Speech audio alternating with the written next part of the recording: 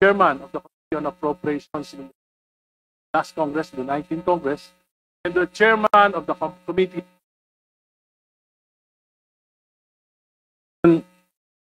Congressman Saldico, and former Senator. Sa salita, question of privilege, individual and collective privilege, i-explain kung anong nangyari. Mr. Chairman, August 4 ako nagsabi, 2025 budget is the most corrupt budget. Hanggang ngayon, wala akong narinig na denial man lang. If we're going to invite them here, are they resource speakers or they are members of the House of Representatives? Are we going to ask them questions? Are they going to answer it? We'd like to find out.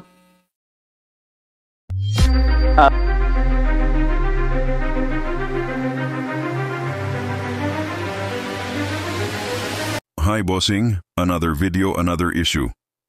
Na naman tayo mga boss, ito na ang mga dapat malaman ng Bayan Congress, Manzaldico, at Senator Grace Poe, ipapatawag sa Kamara. Dahil sa Bicam Budget 2025 na tinatawag, mang iba congressman na pinakakurap na budget. Pero mukhang kontra si Abante dito. Bago natin umpisahan ang video, huwag mo kalimutan mag-like, share at subscribe bossing. Push mo na rin notification bell. Salamat bossing. Yung budget preparation nagsisita sa district at nagawa po ito in consultation with stakeholders in the local levels like example local governments and representatives. Tama po ba? Please respond,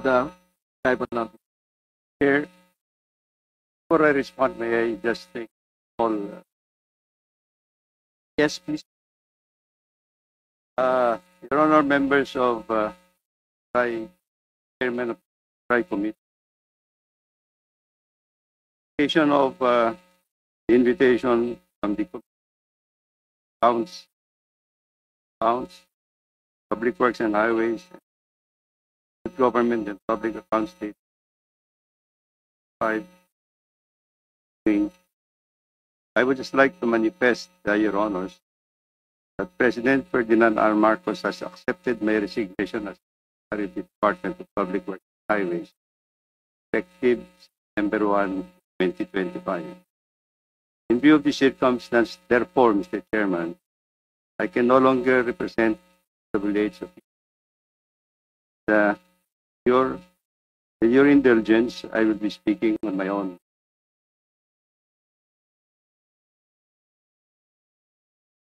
Thank you for your manifestation, Secretary Bonoan. Just for the information to everyone, yesterday in the Senate Blue Ribbon Committee, former Secretary Bonoan was given the privilege to excuse himself from the proceedings. Is it the wisdom of the body to excuse Secretary Bonoan from the proceedings?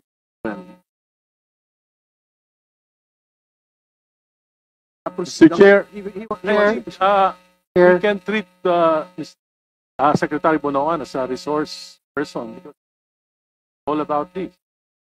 All right, sige po. So nagsisimula po ito sa engineering district.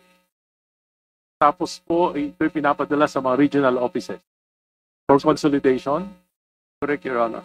Pagkatapos po ipapadala to sa central office. Particularly sa planning office, Department of Public Works. To consolidate po ito, including all the regional offices, central offices. Expenditures program, tama Yes. po? Yes. Pagkatapos po ito ipadadala sa Correct, Your Honor. at ang DBM po ang magto-consolidate nito. Ito po ay ipapasa sa Office of the President at aprobahan ng gabinete. Tama po yun. Dito po nabubuo yung National Expenditure. Tama po yun. Pagkatapos po, ito po ay ipidadala sa Kongreso, House of Representatives. Tama po. Tama po yun. At ito po ay magiging General Appropriations Bill. Tama GAP. po yun. At magkakaroon po ng mga hearings at magkakaroon po ng mga amendments. Errata. Tama po. No? Tama po Kaya, yun. based on consultation with representatives, consultation with the Committee on Appropriations. Tama po yun. Tama po yun. At pagkatapos po, ito ay aprubahan second reading. At dito na po magtatapos ang papel ng Department of Public Works at ng DBM. Tama po? Tama po, Your Honor, sa House of Representatives. Pagkatapos po, pag na-aproba ng second reading, meron pong small committee appropriations para po pag-aralan yung mga individual amendments ng mga representatives. Tama po ba sa inyong pagkakaalam? Tama po, Your Honor. Pagka ito po ay na-aprobahan on second and third reading, ito po ay padadala sa Senado. Tama po.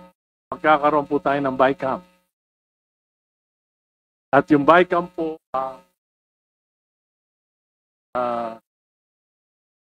finalize ano ba mga amendments na pag-aagrihan ng both Representative, House of Representatives and the Senate. Tama po. 2020, 2024 at 2025 budget. Karoon po ng malaking babago mula sa budget ng WH na isabit nyo sa Kongreso. Tama po ba yun? Tama po, Your Honor. Ano po patatandaan nyo po? Gaano po kalaki yung mga pagbabago na ito? So, dito na lang po tayo mag-concentrate. 2025 budget. Magkano po yung pinopose nyo at magkano yung naaprubahan ng budget? Ang natatandaan ko po, Your Honor, the general expenditure program ng Gates for 5 was 900 billion. What came out of the General Appropriation Act is 1.08 billion. Meaning, gaano po kalaki yung nadagdag? 1.088 trillion euro. Gaano po kalaki ang nadagdag? The dagdag is 180 billion euro. At sa nadagdag po na 188 billion, ito po yung mga infrastructure projects. Tama po. That's correct. Sa pagkakaalam nyo, saan kumuha ng mga program of works at paano nakapagdagdag ang House of Representatives at ang Senate ito sa mga galing po ba ito sa DPWH, yung mga programa na ito? Yan ay hindi maliwanag po, Your Honor. So ito po ay ginawa ng BICAM without their knowledge. So makakaalam lang po ng mga insertion na ito ay particularly yung BICAM, Senate Committee on Finance, and Committee on Appropriations of the House of Representatives. Tama po ba yun? Well, as far as we know, Your Honor, that will be a product of BICAM. Thank you. Yun na lang po ang aking at Mr. Chair, I would like to move that in order to clear up things, to clarify matters, should invite the chairman of the Committee on Appropriations in the last Congress, the 19th Congress, and the chairman of the committee,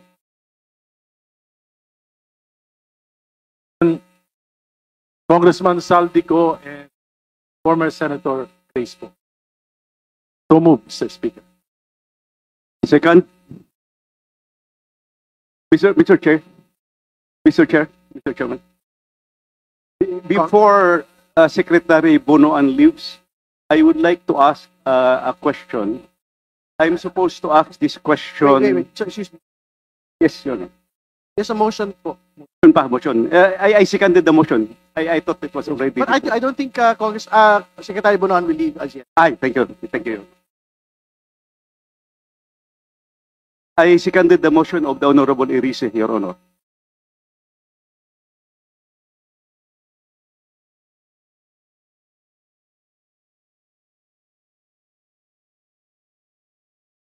Can we restate the motion, please? Mr. Chair, I move that this committee invite chairman of the Committee on Appropriations, chairman of the last Congress, the 19th Congress, para malaman po natin kung paano, ano yung talagang storya, bakit nadagdagan na may 100 bilyon at saan nila kinuha yung mga programa na yon na idinagdag sa pantalang sinasabi po Secretary Bonoan na hindi naman po sila yung nagbigay ng mga programa na ito. Alam niyo po, especially on flood control projects, kung malalaking proyekto ito, dapat po mayroong mga environmental compliance certificate. So, mahalaga na malaman natin saan galing ito. So, ang nakakaalam lang po yun dito, former senator po at si Congressman Saldico, sapagkat yung mismong pagpoproseso ng mga insertions na ito ay nanggaling sa kanilang mga tanggapan. And I'm sure, yung mga opisina nila, yung staff nila, hindi sila nakakaalam dahil sila yung nagproseso itong mga insertions. Mr. Chairman, Mr. Chair, I seconded I would the like motion to I would like to Congressman second. Grayson. Yes, or not? May I? I would like to second the motion. I would like to explain why. You know, last August 4, I delivered a privileged speech questioning the, I think, mangled beyond recognition 2025 budget, and I was very specific on the automatic appropriations. Almost ang daming ginalaw. So hindi lang yung program appropriation, new general appropriations ang ginalaw pa yung program.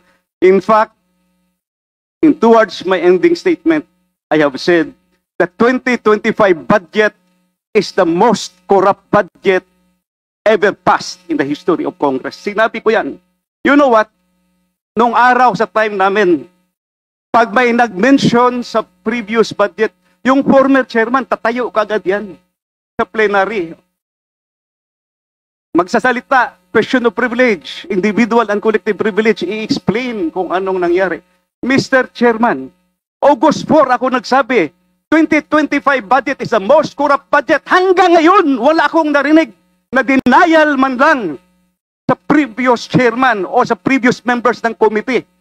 Does this mean na hindi nila kaya i-dispute yung sinabi ko na 2025 budget is the most corrupt budget ever passed in the history of Congress? So I second that motion, Mr. Chairman. Mr. Chairman, I am objecting on the motion. I am objecting on the motion.